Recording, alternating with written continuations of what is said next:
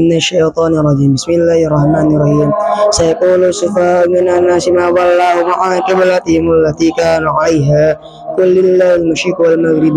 يهدي من يشاء إلى صراط مستقيم وكذلك جعلناكم أمة وسطا لتكونوا شهداء على الناس يكون رسول عليكم شهيدا وما جعلنا القبلة التي كنت عليها إلا ليعلم من تبع الرسول إلى يعلم تبع رسول مما قلب على كبيه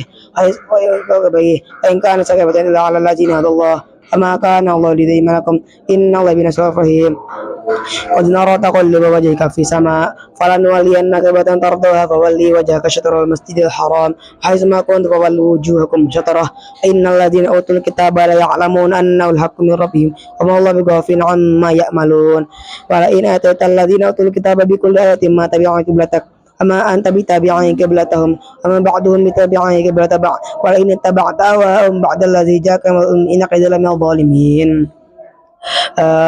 الذين آتيناهم الكتاب يعرفونه كما يعرفون أبنائهم فإن فريقا منهم يكتمون الحق وهم يعلمون الحق من ربك فتكونن من الممترين ولكل وجد ومولي فاستبقوا الخيرات أينما تكونوا يأت بكم جميعا إنه على كل شيء قدير ومن حيث خرجت فولي وجهك شطر المسجد الحرام وإنه لحق من ربك وما الله بغافل عما تعملون ومن حيث خرجت فولي وجهك شطر المسجد الحرام حيث ما كنتم فولوا وجوهكم شطره لئلا يكون للناس عليكم حجة إلا الذين ظلموا منهم ولا تخشوهم واخشوني ولأتم نعمتي عليكم ولعلكم تهتدون